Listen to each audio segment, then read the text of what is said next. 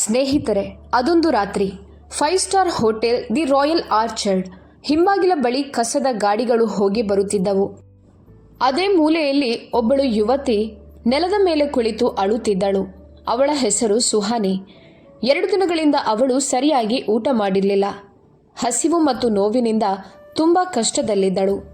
ಆದರೆ ಆ ದಿನ ಅವಳಿಗೆ ಆಗಿದ್ದ ದೊಡ್ಡ ನೋವು ಹಸಿವಲ್ಲ, ಅವಳ ಗೌರವಕ್ಕೆ ಆಗಿದ್ದ ಅಪಮಾನ. ಸ್ವಲ್ಪ ಸಮಯದ ಹಿಂದೆ ಒಬ್ಬ ವ್ಯಕ್ತಿ ಅವಳ ಬಳಿ ಬಂದು, ನನ್ನ ಜೊತೆ ಬಾ, 2,000 ರೂಪಾಯಿ ಕೊಡ್ತೀನಿ, ಒಂದು ರಾತ್ರಿಯ ಕೆಲಸ, ಅರ್ಥ ಆಗ್ತಾ ಇದೆಯಲ್ವಾ ಎಂದನು. ಸುಹಾನಿ ನಡುಗುತ್ತಾ ಹೇಳಿದಳು, ನನಗೆ ಹಸಿವಿದೆ ಹೌದು, ಆದರೆ ನಾನು ಅಂಥ ಹುಡುಗಿ ಅಲ್ಲ. ಆ ವ್ಯಕ್ತಿ ಅವಳನ್ನು ಕೆಟ್ಟ ದೃಷ್ಟಿಯಿಂದ ನೋಡಿ ಅಲ್ಲಿಂದ ಹೊರಟು ಹೋದನು. ಸುಹಾನಿ ಅಲ್ಲಿ ಕುಳಿತು ಅಳುತ್ತಿದ್ದಾಗ ಒಂದು ಕೆಂಪು ಕಾರು ಹೋಟೆಲ್ ಹಿಂಭಾಗಕ್ಕೆ ಬಂದು ನಿಂತಿತು. ಅದರೊಳಗಿಂದ ವಿವೇಕ್ ರಾಯ್ ಇಳಿದನು. ಅವನು ಹೋಟೆಲ್ ಮಾಲೀಕನ ಮಗ, ತುಂಬ ಶ್ರೀಮಂತ ಕುಟುಂಬದವನು. ಅವನು ಫೋನಿನಲ್ಲಿ ತಂದೆಯ ಜೊತೆ ಜಗಳ ಮಾಡುತ್ತಿದ್ದನು. ಫೋನ್ ಕಟ್ ಮಾಡಿ ಮುಂದೆ ನಡೆಯುವಾಗ ಕಸದ ಬಳಿ ಕುಳಿತಿರುವ ಸುಹಾನಿಯನ್ನ ನೋಡಿ ನಿಂತನು. ಅವನು ಅವಳ ಬಳಿ ಬಂದು ಕೇಳಿದನು, ನಿನ್ಗೆ ಯಾರಾದರೂ ಕಿರುಕುಳ ಮಾಡಿದ್ರಾ? ಸುಹಾನಿ ಏನೂ ಹೇಳಲಿಲ್ಲ. ಕಣ್ಣು ಕೆಳಗೆ ಹಾಕಿಕೊಂಡಳು. ಅವಳ ಕೈಗಳ ಮೇಲೆ ಇದ್ದ ಗಾಯಗಳನ್ನು ವಿವೇಕ್ ಗಮನಿಸಿದನು. ಅವನ ಮನಸ್ಸಿಗೆ ನೋವಾಯಿತು. ಮೊದಲು ಅವನು ಹಣ ಕೊಡಲು ಯೋಚಿಸಿದ, ಆದರೆ ನಂತರ ಕೇಳಿದನು, ನಿನ್ಗೆ ಊಟ ಬೇಕಾ? ಸುಹಾನಿಗೆ ಭಯವಾಯಿತು, ಆದರೆ ಈ ಧ್ವನಿಯಲ್ಲಿ ಕೆಟ್ಟ ಉದ್ದೇಶ ಇರಲಿಲ್ಲ. ಅವಳು ನಿಧಾನವಾಗಿ ಹೇಳಿದಳು, ಊಟ ಬೇಕು, ಆದರೆ ನಾನು ಭಿಕ್ಷೆ ಕೇಳಲ್ಲ. ವಿವೇಕ್ ಕೇಳಿದನು, ಹಾಗಾದರೆ ಕೆಲಸ ಮಾಡ್ತೀಯಾ? ಸುಹಾನಿಗೆ ಆಶ್ಚರ್ಯವಾಯಿತು. ಈ ದೊಡ್ಡ ಹೋಟೆಲ್ನಲ್ಲಿ ನನಗೆ ಕೆಲಸನಾ ಎಂದಳು. ವಿವೇಕ್ ಹೇಳಿದನು, ಇಲ್ಲಿ ಕೆಲಸಗಾರರು ಬೇಕಿದ್ದಾರೆ, ನೀನು ಇಷ್ಟ ಇದ್ರೆ ಕೆಲಸಕ್ಕೆ ಸೇರ್ಬೋದು. ಸ್ವಲ್ಪ ಭಯ ಇದ್ದರೂ ಅವನು ಒಳ್ಳೆಯವನು ಅಂತ ಅವಳಿಗೆ ಅನಿಸಿತು. ಅವನು ಕೈ ಚಾಚಿ ಬಾ ಎಂದನು. ಸ್ವಲ್ಪ ಯೋಚಿಸಿ ಸುಹಾನಿ ಅವನ ಕೈ ಹಿಡಿದಳು. ಹೋಟೆಲ್ ಒಳಗೆ ಹೋದಾಗ ಮ್ಯಾನೇಜರ್ ಹೇಳಿದರು, ಸರ್, ಈ ಹುಡುಗಿ ಇಲ್ಲಿದ್ರೆ ಜನ ಏನಂದ್ಕೊಳ್ತಾರೆ? ವಿವೇಕ್ ಗಂಭೀರವಾಗಿ ಹೇಳಿದರು, ಇವಳು ಇಂದಿನಿಂದ ನಮ್ಮ ಸಿಬ್ಬಂದಿ, ಅರ್ಥ ಆಯ್ತಾ? ನಂತರ ಲೇಡಿ ಸೂಪರ್ವೈಸರ್ಗೆ ಹೇಳಿದರು, ಇವಳಿಗೆ ಬಟ್ಟೆ ಕೊಡಿ, ಊಟ ಕೊಡಿ, ನಾಳೆಯಿಂದ ಕೆಲಸ ಕಲಿಸಿ. ಸುಹಾನಿಗೆ ಬಿಸಿ ಬಿಸಿ ಊಟ ಸಿಕ್ಕಾಗ ಅವಳ ಕಣ್ಣುಗಳಲ್ಲಿ ನೀರು ತುಂಬಿತು. ಅವಳು ಮೌನವಾಗಿ ಕುಳಿತು ಊಟ ತಿಂದಳು. ದೂರದಿಂದ ವಿವೇಕ್ ಅವಳನ್ನು ನೋಡುತ್ತಿದ್ದನು. ಅಪರಿಚಿತರಿಗೆ ಸಹಾಯ ಮಾಡಿದ ಸಂತೋಷ ಅವನ ಮನಸ್ಸಿಗೆ ತುಂಬಿತ್ತು. ಮರುದಿನ ಬೆಳಗ್ಗೆ ಕಿಚನ್ ತುಂಬ ಗಲಾಟೆ ಇತ್ತು. ಎಲ್ಲರೂ ಕೆಲಸದಲ್ಲಿ ಬ್ಯುಸಿಯಾಗಿದ್ದರು. ಆ ಗದ್ದಲದ ನಡುವೆ ಸುಹಾನಿ ಶಾಂತವಾಗಿ ನಿಂತಿದ್ದಳು. ಸೂಪರ್ವೈಸರ್ ಆರಾಧ್ಯ ಅವಳನ್ನು ನೋಡಿ ಹೇಳಿದರು, ಇಲ್ಲಿ ಕೆಲಸ ಮಾಡೋದು ಸುಲಭ ಅಲ್ಲ, ಆದರೆ ಧೈರ್ಯ ಇದ್ರೆ ನೀನು ಕಲಿತುಕೊಳ್ಬೋದು. ಸುಹಾನಿ ಮನಸ್ಸಿನಲ್ಲಿ ಯೋಚಿಸಿದಳು, ಇದು ನನ್ನ ಹೊಸ ಜೀವನದ ಆರಂಭ. ನೀನು ಹಿಂದೆ ಯಾವಾಗಲಾದರೂ ಅಡುಗೆ ಮಾಡಿದ್ಯಾ ಎಂದು ಸೂಪರ್ವೈಸರ್ ಕೇಳಿದಳು. ಸುಹಾನಿ ಶಾಂತವಾಗಿ, ಇಲ್ಲ, ಆದರೆ ಕಲಿತುಕೊಳ್ಳುತ್ತೇನೆ ಎಂದಳು. ಅವರವಳಿಗೆ ಅತಿ ಸಣ್ಣ ಕೆಲಸಗಳನ್ನು ಕೊಟ್ಟರು. ಬಟ್ಟಲು ತೊಳೆಯುವುದು, ಕಸದ ಚೀಲ ಬದಲಾಯಿಸೋದು, ನೆಲ ಒರೆಸೋದು. ಆದರೆ ಸುಹಾನಿ ಯಾವತ್ತೂ ದೂರು ಹೇಳಲಿಲ್ಲ. ಬಿಸಿ ನೀರಿನಿಂದ ಅವಳ ಕೈಗಳು ಸುಟ್ಟವು, ಬೆರಳುಗಳು ಕೆಂಪಾದವು.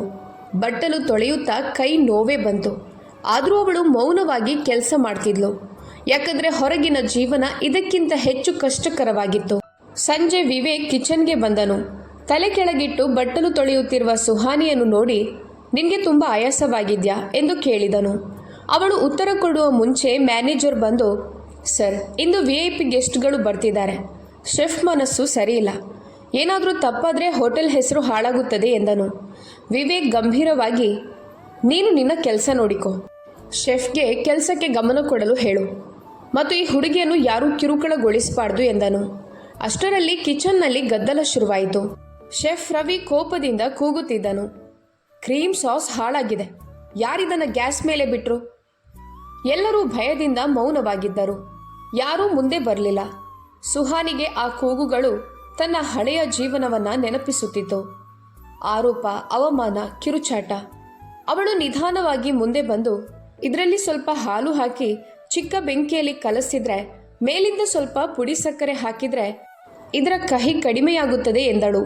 ಎಲ್ಲರೂ ನಿಶ್ಶಬ್ದರಾದರು. ಶೆಫ್ ಕೋಪದಿಂದ, ನೀನು ನನಗೆ ಕಲಿಸಲು ಬರ್ತೀಯಾ ಎಂದನು.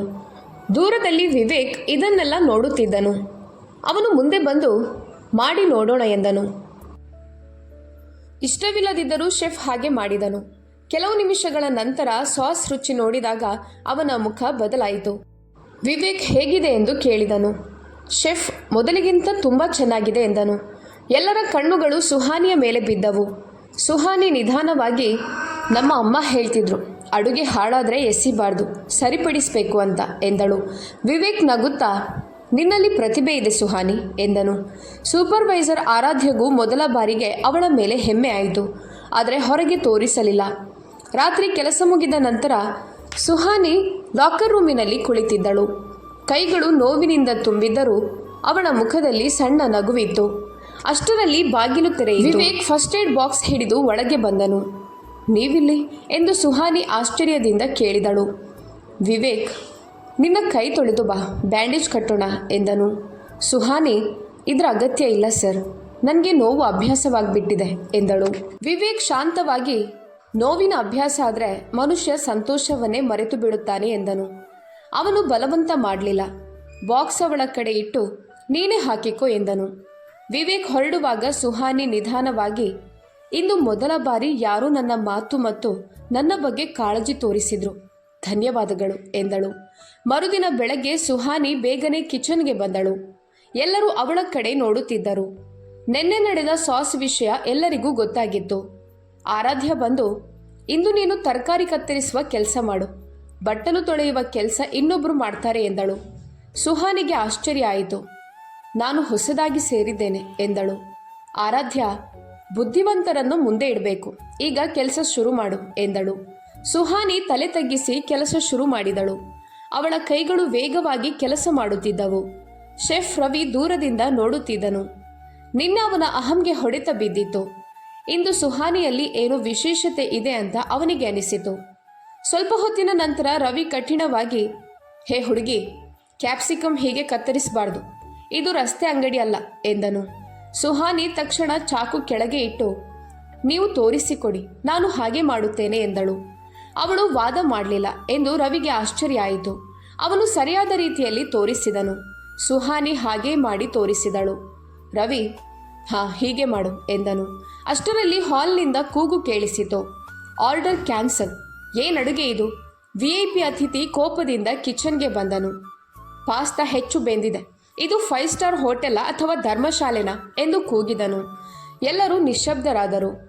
ಅದೇ ಸಮಯದಲ್ಲಿ ವಿವೇಕ್ ಬಂದನು.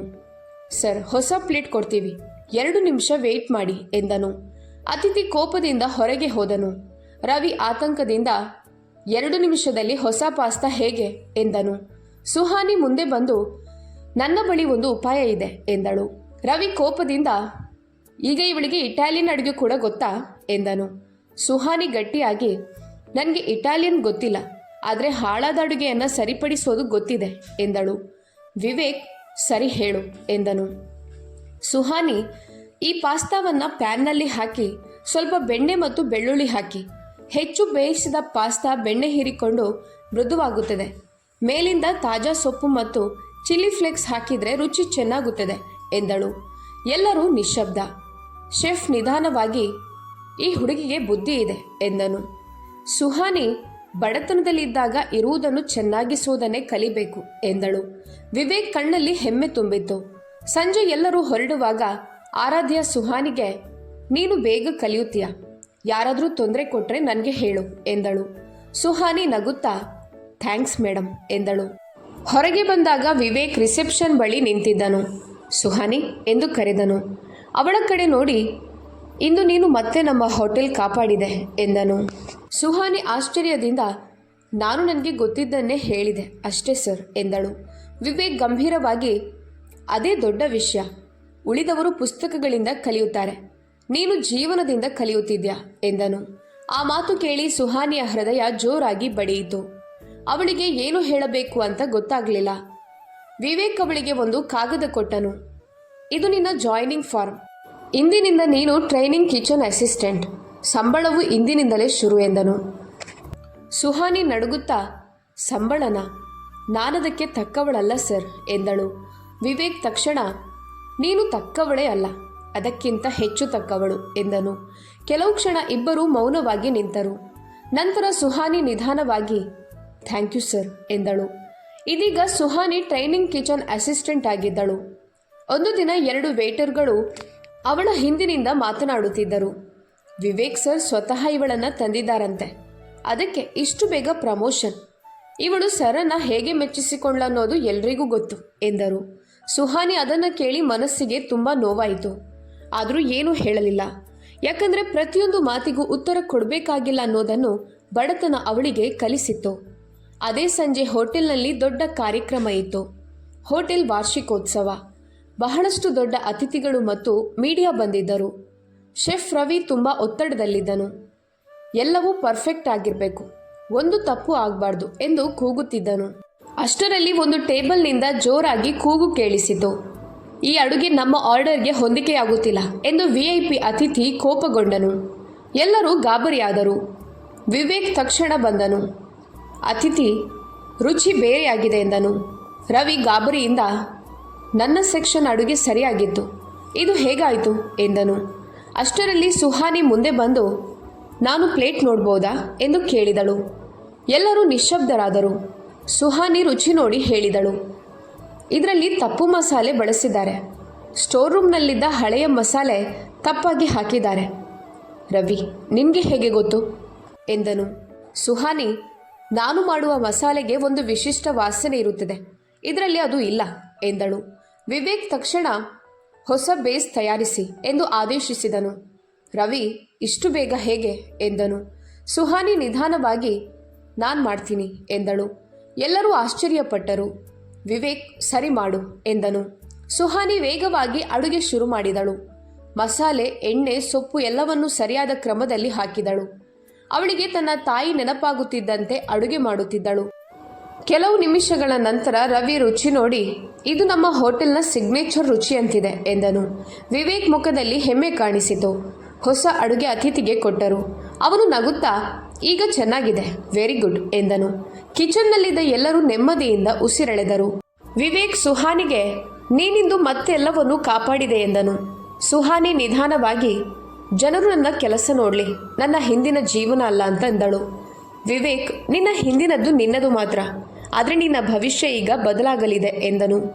ಆ ರಾತ್ರಿ ಇಬ್ಬರ ಕಣ್ಣುಗಳಲ್ಲಿ ಹೊಸ ಭಾವನೆ ಕಾಣಿಸಿಕೊಂಡಿತು. ಆದರೆ ಇಬ್ಬರೂ ಅದನ್ನು ಹೇಳುವ ಧೈರ್ಯ ಮಾಡಲಿಲ್ಲ. ಮರುದಿನ ಎಲ್ಲವೂ ಸಾಮಾನ್ಯವಾಗಿತ್ತು. ಆದರೆ ಸುಹಾನಿಯ ಬಗ್ಗೆ ಮತ್ತೆ ಗುಸುಗುಸು ಶುರುವಾಯಿತು. ಸ್ವಲ್ಪ ಗೌರವ, ಸ್ವಲ್ಪ ಅನುಮಾನ. ಆರಾಧ್ಯ ಅವಳ ಬಳಿ ಬಂದು, ನಿನ್ನೆ ನೀನು ಚೆನ್ನಾಗಿ ಮಾಡಿದೆ ಎಂದಳು. ಸುಹಾನಿ, ನಾನು ನನ್ನ ಕೆಲಸ ಮಾಡಿದೆ ಅಷ್ಟೇ ಎಂದಳು. ಆರಾಧ್ಯ ನಗುತ್ತಾ, ನಿನ್ನಲ್ಲಿ ಏನೋ ವಿಶೇಷತೆ ಇದೆ ಹುಡುಗಿ ಎಂದಳು. ಅಷ್ಟರಲ್ಲಿ ಮ್ಯಾನೇಜರ್ ಬಂದು, ವಿವೇಕ್ ಸರ್ ನಿನ್ನನ್ನು ಕ್ಯಾಬಿನ್ಗೆ ಕರೆಯುತ್ತಿದ್ದಾರೆ ಎಂದನು. ಸುಹಾನಿ ಒಳಗೆ ಹೋದಾಗ ವಿವೇಕ್ ಫೋನಿನಲ್ಲಿ ಕೋಪದಿಂದ ಮಾತನಾಡುತ್ತಿದ್ದನು. ನಾನು ಹೇಳಿದ್ದೇನೆ ಅವಳಿಂದ ದೂರ ಇರಬೇಕು ಅಂತ, ಅವಳನ್ನು ಕಿರುಕುಳಗೊಳಿಸಲು ಹೇಗೆ ಧೈರ್ಯ ಬಂತು? ಸುಹಾನಿ ನಿಂತಳು. ಆ ಮಾತು ತನ್ನ ಬಗ್ಗೆನೇನಾ ಎಂದು ಅರ್ಥವಾಯಿತು. ವಿವೇಕ್ ಅವಳನ್ನು ನೋಡಿ ಫೋನ್ ಕಟ್ ಮಾಡಿದನು. ಒಳಗೆ ಬಾ ಸುಹಾನಿ ಎಂದನು. ಅವಳು ಮೌನವಾಗಿ ಕುಳಿತಿದ್ದಳು. ವಿವೇಕ್ ಹೇಳಿದರು, ಕೆಲವರು ನಿನ್ನ ಬಗ್ಗೆ ತಪ್ಪಾಗಿ ಮಾತನಾಡುತ್ತಿದ್ದಾರೆ, ಅದರಲ್ಲೇನು ನಿನ್ನ ತಪ್ಪಿಲ್ಲ ಅನ್ನೋದನ್ನು ನೀನು ತಿಳಿದುಕೊಳ್ಬೇಕು. ಸುಹಾನಿ ನಿಧಾನವಾಗಿ, ಇಂಥ ಮಾತುಗಳಿಗೆ ನಾನು ಅಭ್ಯಾಸ ಮಾಡಿಕೊಂಡಿದ್ದೇನೆ ಸರ್ ಎಂದಳು. ವಿವೇಕ್ ಗಂಭೀರವಾಗಿ, ಆದರೂ ಯಾರೂ ನಿನ್ನನ್ನು ನೋಯಿಸೋದು ನನಗೆ ಇಷ್ಟ ಇಲ್ಲ ಎಂದನು. ಸುಹಾನಿ, ನಿಮಗೆ ಯಾಕೆ ಹಾಗನ್ನಿಸುತ್ತದೆ ಎಂದಳು. ವಿವೇಕ್ ಕಣ್ಣು ಬೇರೆ ಕಡೆ ತಿರುಗಿಸಿ, ನೀನು ಇನ್ನಷ್ಟು ಒಳ್ಳೆಯ ಜೀವನಕ್ಕೆ ಅರ್ಹಳು ಎಂದನು. ಸುಹಾನಿ ಮೊದಲ ಬಾರಿಗೆ ಧ್ವನಿ ಏರಿಸಿ, ಅರ್ಹತೆ ಅನ್ನೋದು ನನಗೆ ಯಾವತ್ತೂ ಏನು ಕೊಟ್ಟಿದೆ ಎಂದಳು. ನಂತರ ನಡುಗುತ್ತಾ, ನಾನಿಲ್ಲಿ ಕೆಲಸ ಮಾಡಲು ಬಂದಿದ್ದೇನೆ ಸರ್, ಯಾರ ದಯೆಯಿಂದ ಬದುಕಲು ಅಲ್ಲ ಎಂದಳು. ವಿವೇಕ್ ಶಾಂತವಾಗಿ, ನೀನು ತಪ್ಪಾಗಿ ಅರ್ಥ ಮಾಡಿಕೊಂಡಿದ್ಯಾ, ನಿನ್ನ ಸಾಮರ್ಥ್ಯ ನನಗೆ ಕಾಣಿಸ್ತಿದೆ ಅಷ್ಟೇ ಎಂದನು. ಸುಹಾನಿ ತಲೆ ತಗ್ಗಿಸಿದಳು. ಇಬ್ಬರ ನಡುವೆ ಹೇಳಲಾಗದ ಭಾವನೆ ಮೂಡಿತು. ಅದನ್ನು ಮರೆಮಾಡಲು ವಿವೇಕ್, ಶೆಫ್ ರವಿ ನಿನ್ನನ್ನು ಕರೀತಿದ್ದಾರೆ, ಹೋಗು ಎಂದನು. ಸುಹಾನಿ ನಿಧಾನವಾಗಿ ಹೊರಗೆ ಹೋದಳು. ಆದರೆ ಅವಳ ಹೆಜ್ಜೆಗಳು ಭಾರವಾಗಿದ್ದವು. ಏನೋ ಅವಳನ್ನು ಹಿಂದಕ್ಕೆ ಎಳೆಯುತ್ತಿರುವಂತೆ ಅನ್ನಿಸಿತು. ಕಿಚನ್ನಲ್ಲಿ ಶೆಫ್ ರವಿ ಅಚ್ಚರಿಯಂತೆ ಶಾಂತವಾಗಿದ್ದನು. ಶೆಫ್ ರವಿ ಸುಹಾನಿಗೆ ಕುಳಿತುಕೋ ಅಂತ ಹೇಳಿದನು. ನಿನ್ನೆ ನೀನು ಮಾಡಿದ ಕೆಲಸದ ನಂತರ ನಿನ್ನನ್ನು ತಡೆಯಲು ನನಗೆ ಯಾವುದೇ ಕಾರಣ ಇಲ್ಲ ಎಂದನು. ಸುಹಾನಿಗೆ ಅರ್ಥವಾಗಲಿಲ್ಲ. ತಡೆಯುವುದು ಎಂದರೆ ಎಂದು ಕೇಳಿದಳು. ರವಿ ಒಂದು ಫೈಲ್ ಅವಳ ಕಡೆ ತಿರುಗಿಸಿ, ಟ್ರೈನಿಂಗ್ ಬಿಟ್ಟು ನೇರವಾಗಿ ಜೂನಿಯರ್ ಕುಕ್ ಪದವಿ, ಇದು ನಿನಗೆ ಪ್ರಮೋಷನ್ ಎಂದನು. ಸುಹಾನಿಗೆ ಶಾಕ್ ಆಯಿತು. ಮಾತೇ ಬರಲಿಲ್ಲ. ರವಿ ನಗುತ್ತಾ, ಭಯಪಡಬೇಡ, ನೀನು ಅದಕ್ಕೆ ತಕ್ಕವಳೆ ಎಂದನು. ಸುಹಾನಿ ಫೈಲ್ ಹಿಡಿದು, ವಿವೇಕ್ ಸರ್ಗೆ ಇದರ ಬಗ್ಗೆ ಗೊತ್ತಾ ಎಂದು ಕೇಳಿದಳು. ರವಿ, ಆಲೋಚನೆ ಅವರದ್ದು, ಆದರೆ ನಿರ್ಧಾರ ನನ್ನದು ಎಂದನು. ಸುಹಾನಿ ಫೈಲ್ ಹಿಡಿದು ಹೊರಗೆ ಬಂದಳು. ಮನಸ್ಸು ಭಾರವೂ ಆಗಿದ್ದು ಹಗುರವೂ ಆಗಿತ್ತು. ರಾತ್ರಿ ಅವಳು ಒಬ್ಬಳೇ ಲಾಕರ್ ರೂಮಿನಲ್ಲಿ ಕುಳಿತು ಫೈಲ್ ನೋಡುತ್ತಿದ್ದಳು. ಅದರಲ್ಲಿ ತನ್ನ ಹಳೆಯ ಜೀವನ ಮುಚ್ಚಿ ಹೋಗುತ್ತಿದ್ದಂತೆ ಅವಳಿಗೆ ಅನಿಸಿತು. ಮರುದಿನ ಕಿಚನ್ನಲ್ಲಿ ವಾತಾವರಣ ಬದಲಾಗಿತ್ತು. ಸುಹಾನಿ ಈಗ ಜೂನಿಯರ್ ಕುಕ್ ಎಂಬುದು ಎಲ್ಲರಿಗೂ ಗೊತ್ತಾಗಿತ್ತು. ಕೆಲವರು ಆಶ್ಚರ್ಯದಿಂದ ನೋಡುತ್ತಿದ್ದರು, ಕೆಲವರು ಮೆಚ್ಚುಗೆ ತೋರಿಸುತ್ತಿದ್ದರು, ಮತ್ತೆ ಕೆಲವರು ಅಸೂಯೆಯಿಂದ ನೋಡುತ್ತಿದ್ದರು. ಆದರೆ ಸುಹಾನಿ ಶಾಂತವಾಗಿದ್ದಳು. ತಾನು ಇಷ್ಟು ದೂರ ಬಂದಿದ್ದೇನೆ ಎಂದು ಅವಳಿಗೆ ನಂಬಲಾಗುತ್ತಿರಲಿಲ್ಲ. ಆರಾಧ್ಯ ಬಂದು, ನಿನ್ನ ಬಗ್ಗೆ ನನಗೆ ಹೆಮ್ಮೆ ಇದೆ ಎಂದಳು. ಸುಹಾನಿ ನಗುತ್ತಾ, ನಾನು ಮತ್ತೆ ನಗ್ಬೋದು ಅಂತ ನಾನು ಕೂಡ ಯೋಚಿಸಿರಲಿಲ್ಲ ಎಂದಳು. ಆ ದಿನದಿಂದ ಇಬ್ಬರ ನಡುವೆ ನಿಜವಾದ ಸ್ನೇಹ ಶುರುವಾಯಿತು. ಆ ದಿನ ಬೆಳಗ್ಗೆಯಿಂದಲೇ ವಿವೇಕ್ ಕಿಚನ್ ಸುತ್ತಲೇ ತಿರುಗುತ್ತಿದ್ದನು. ಅವನ ಕಣ್ಣುಗಳು ಅನೇಕ ಬಾರಿ ಸುಹಾನಿಯ ಮೇಲೆ ಬೀಳುತ್ತಿತ್ತು. ಆದರೆ ತಕ್ಷಣ ತನ್ನನ್ನು ತಾನೇ ತಡೆಯುತ್ತಿದ್ದನು. ಸಂಜೆ ಸುಹಾನಿ ತನ್ನದೇ ಶೈಲಿಯಲ್ಲಿ ಒಂದು ಹೊಸ ಅಡುಗೆ ತಯಾರಿಸಿದಳು. ಶೆಫ್ ರವಿ ರುಚಿ ನೋಡಿ, ಇದು ಕೇವಲ ಚೆನ್ನಾಗಿಲ್ಲ, ನೆನಪಿನಲ್ಲಿ ಉಳಿಯುವಂಥದ್ದು ಎಂದನು. ಸುಹಾನಿ ಫೈಲನ್ನು ಎದೆಗೆ ಹತ್ತಿರ ಹಿಡಿದಳು. ಮೊದಲ ಬಾರಿ ನಾನೇನಾದರೂ ಸಾಧಿಸುತ್ತಿದ್ದೇನೆ ಅನ್ನೋ ಭಾವನೆ ಅವಳಿಗೆ ಆಯಿತು. ಅಷ್ಟರಲ್ಲಿ ಅಚಾನಕ್ ಒಬ್ಬ ಅತಿಥಿ ಹೋಟೆಲ್ ಒಳಗೆ ಬಂದನು. ಅವನು ಕೊಳಕಾಗಿ ಕುಡಿದ ಸ್ಥಿತಿಯಲ್ಲಿ ನೇರವಾಗಿ ಕಿಚನ್ ಕಡೆಗೆ ಬಂದನು. ಸುಹಾನಿ ಅವನನ್ನು ನೋಡಿದ ಕ್ಷಣ ಅವಳ ಕಾಲುಗಳ ಕೆಳಗೆ ನೆಲ ಕದಲಿದಂತಾಯಿತು. ಅವನು ಅವಳ ತಂದೆ. ಅವನೇ ಅವಳ ತಾಯಿಗೆ ವರ್ಷಗಳ ಕಾಲ ಕಿರುಕುಳ ಕೊಟ್ಟವನು. ಅವಳನ್ನು ಮನೆಯಿಂದ ಹೊರಹಾಕಿದವನು. ಅವನಿಂದ ತಪ್ಪಿಸಿಕೊಳ್ಳಲು ಅವಳು ನಗರಕ್ಕೆ ಓಡಿ ಬಂದಿದ್ದಳು. ಅವನು ಜೋರಾಗಿ ಕೂಗಿದನು, ಹೋ, ಇಲ್ಲಿ ಅಡಗಿಕೊಂಡಿದ್ಯಾ ನೀನು? ಎಲ್ಲರೂ ನಿಂತರು. ವಿವೇಕ್ ಓಡಿ ಬಂದು, ನೀನ್ಯಾರು ಎಂದು ಕಠಿಣವಾಗಿ ಕೇಳಿದನು. ಅವಳ ತಂದೆ ನಗುತ್ತಾ, ನಾನಿವಳ ಸಂಬಂಧಿ, ಈ ಹುಡುಗಿ ನನಗೆ ಹಣ ಕೊಡಬೇಕು ಎಂದನು. ಸುಹಾನಿ ನಡುಗಿದಳು. ಅವಳಿಗೆ ಮಾತೇ ಬರಲಿಲ್ಲ. ವಿವೇಕ್ ಅವಳ ಮುಂದೆ ನಿಂತು, ಇಲ್ಲಿಂದ ಹೊರಡು ಎಂದನು. ಅವಳ ತಂದೆ, ನೀನು ಮಧ್ಯೆ ಯಾರು ಎಂದು ಕೂಗಿದನು. ವಿವೇಕ್ ಗಟ್ಟಿಯಾಗಿ, ನಾನು ಈ ಹೋಟೆಲ್ ಮಾಲೀಕ ಎಂದನು. ತಂದೆ ಇನ್ನೂ ಕೂಗಲು ಹೊರಟಾಗ ಸುಹಾನಿ ಅಚಾನಕ್ ಜೋರಾಗಿ ಕೂಗಿದಳು, ನಾನು ಯಾರದ್ದೂ ಅಲ್ಲ. ಎಲ್ಲರೂ ನಿಶ್ಶಬ್ದರಾದರು. ಕೈಗಳು ನಡುಗುತ್ತಿದ್ದರೂ ಅವಳು ಗಟ್ಟಿಯಾಗಿ ಹೇಳಿದಳು, ನನಗೆ ನಿಮ್ಮ ಬಳಿ ಏನೂ ಬಾಕಿ ಇಲ್ಲ. ನಾನು ನಿಮ್ಮ ಬಂದಿ ಅಲ್ಲ. ನಾನಿಲ್ಲಿಂದ ಎಲ್ಲಿಗೂ ಹೋಗಲ್ಲ. ಅವಳ ತಂದೆ ಅವಳ ಕಡೆ ಬರಲು ಹೋಗುತ್ತಿದ್ದಾಗ ವಿವೇಕ್ ಅಡ್ಡವಾಗಿ ನಿಂತನು. ಇನ್ನೊಂದು ಹೆಜ್ಜೆ ಹಾಕಿದರೆ ಪೊಲೀಸನ್ನ ಕರೆಯುತ್ತೇನೆ ಎಂದನು. ಅಷ್ಟರಲ್ಲಿ ಸೆಕ್ಯೂರಿಟಿ ಬಂದು ಆ ವ್ಯಕ್ತಿಯನ್ನು ಹೊರಗೆ ಕರೆದುಕೊಂಡು ಹೋದನು. ಹೊರಗೆ ಹೋಗುತ್ತಾ ಅವನು ಕೂಗಿದನು, ನೀನು ಮರಳಿ ಬರಲೇಬೇಕು. ನಿನ್ನ ಸತ್ಯ ಎಲ್ರಿಗೂ ಗೊತ್ತಾಗುತ್ತದೆ. ವಿವೇಕ್ ಗರ್ಜಿಸಿದನು, ಇನ್ನೊಂದು ಮಾತಾಡಿದರೆ ನೇರವಾಗಿ ಜೈಲಿಗೆ ಹೋಗ್ತೀಯ. ಬಾಗಿಲು ಮುಚ್ಚಿತು. ಒಳಗೆ ಮೌನ ಆವರಿಸಿತು. ಸುಹಾನಿ ಅಲ್ಲೇ ನಿಂತಿದ್ದಳು. ಉಸಿರು ಜೋರಾಗಿ ಬರುತ್ತಿತ್ತು. ಕಣ್ಣಲ್ಲಿ ನೀರು ತುಂಬಿತ್ತು. ವಿವೇಕ್ ಅವಳ ಬಳಿಗೆ ಬಂದು ಮೃದುವಾಗಿ ಕೇಳಿದನು, ನೀನು ಚೆನ್ನಾಗಿದ್ಯಾ? ಸುಹಾನಿ ಸುಳ್ಳಾಗಿ ತಲೆ ಅಡ್ಡಾಡಿಸಿದಳು. ಆದರೆ ಕಣ್ಣೀರು ಹರಿಯುತ್ತಲೇ ಇತ್ತು. ವಿವೇಕ್ ಏನೂ ಹೇಳಲಿಲ್ಲ. ಕೇವಲ ಅವಳ ಮುಂದೆ ನಿಂತನು. ನಾನು ನಿನ್ನ ಜೊತೆ ಇದ್ದೇನೆ ಅನ್ನೋ ಭಾವನೆ ಕೊಟ್ಟನು. ಸುಹಾನಿ ಮೆಲ್ಲನೆ, ನನಗೆ ಭಯ ಆಗ್ತಿದೆ, ನಾನು ಮತ್ತೆ ಇಲ್ಲಿಂದ ಹೋಗಬೇಕಾಗುತ್ತದೆ ಅಂತ ಎಂದಳು. ವಿವೇಕ್ ಅವಳ ಕಣ್ಣು ನೋಡುತ್ತಾ, ಹಾಗಾದ್ರೆ ಹೋಗಬೇಡ. ಈ ಸ್ಥಳ ಈಗ ನಿನ್ನದು. ನಾನು ಕೂಡ ನಿನ್ನವನೇ ಎಂದನು. ಸುಹಾನಿ ಆಶ್ಚರ್ಯದಿಂದ, ನೀವಾ ಎಂದಳು. ವಿವೇಕ್ ಮೊದಲ ಬಾರಿಗೆ ಹಿಂಜರಿಕೆ ಇಲ್ಲದೆ, ಹೌದು, ನೀನೆಲ್ಲಿದ್ದರೂ ನಾನು ನಿನ್ನ ಜೊತೆಯಲ್ಲೇ ಇರುತ್ತೇನೆ ಎಂದನು. ಕೆಲವು ಕ್ಷಣ ಇಬ್ಬರೂ ಮೌನವಾಗಿ ನಿಂತರು. ನಂತರ ಸುಹಾನಿ ನಿಧಾನವಾಗಿ, ನನಗೆ ಇದನ್ನೆಲ್ಲ ನಂಬಲಾಗುತ್ತಿಲ್ಲ ಎಂದಳು. ವಿವೇಕ್ ನಗುತ್ತಾ, ಎಷ್ಟು ಸಮಯ ಬೇಕಾದರೂ ತೆಗೆದುಕೋ, ನಾನು ಕಾಯುತ್ತೇನೆ ಎಂದನು. ಆ ಕ್ಷಣದಲ್ಲಿ ಸುಹಾನಿಗೆ ಅರ್ಥವಾಯಿತು, ಈ ವ್ಯಕ್ತಿಯಿಂದ ದೂರ ಹೋಗಲು ಈಗ ಸಾಧ್ಯವಿಲ್ಲ. ಮೊದಲ ಬಾರಿ ಅವಳ ಜೀವನದಲ್ಲಿ ರಕ್ಷಣೆ, ಗೌರವ ಮತ್ತು ಆತ್ಮೀಯತೆ ಒಂದೇ ಸ್ಥಳದಲ್ಲಿ ಅವಳಿಗೆ ಸಿಕ್ಕಿತ್ತು. ಅವಳು 2 ಹೆಜ್ಜೆ ಮುಂದೆ ಬಂದು, ನಾನು ಪ್ರಯತ್ನಿಸುತ್ತೇನೆ ಎಂದಳು. ವಿವೇಕ್ ಮುಖದಲ್ಲಿ ಸುಂದರವಾದ ನಗು ಮೂಡಿತು. ಸುಹಾನಿ ನಿಧಾನವಾಗಿ ಅವನ ಕೈ ಹಿಡಿದಳು. ಆ ಸಣ್ಣ ಹಿಡಿತದಲ್ಲೇ ಅವರಿಬ್ಬರ ಭವಿಷ್ಯ ಬದಲಾಗುವ ಶಕ್ತಿ ಇತ್ತು. ಆ ಕ್ಷಣದಲ್ಲಿ ಕಿಚನ್ನಲ್ಲಿ ಇಬ್ಬರೇ ಇದ್ದರು. ಒಬ್ಬಳು ತನ್ನ ಜೀವನವನ್ನು ಹೊಸದಾಗಿ ಕಟ್ಟಿಕೊಳ್ಳುತ್ತಿದ್ದ ಹುಡುಗಿ, ಮತ್ತೊಬ್ಬ ಮೊದಲ ಬಾರಿಗೆ ಹೃದಯದಿಂದ ಯಾರಿಗೋ ಆದ್ಯತೆ ನೀಡಿದ ಯುವಕ. ಸ್ನೇಹಿತರೆ, ಈ ಕತೆ ಕೇಳಿದ ಮೇಲೆ ನೀವೇನು ಯೋಚಿಸ್ತೀರಿ? ನಿಜವಾಗ್ಲೂ ಒಬ್ಬ ಶ್ರೀಮಂತ ವ್ಯಕ್ತಿ ಒಬ್ಬಳು ಬಡ ಹುಡುಗಿಯನ್ನು ಇಷ್ಟು ಗೌರವದಿಂದ ಪ್ರೀತಿಸಬಲ್ಲನಾ? ಅಥವಾ ಇದು ಕೇವಲ ಅವಳ ಸೌಂದರ್ಯದ ಆಕರ್ಷಣೆಯೇ?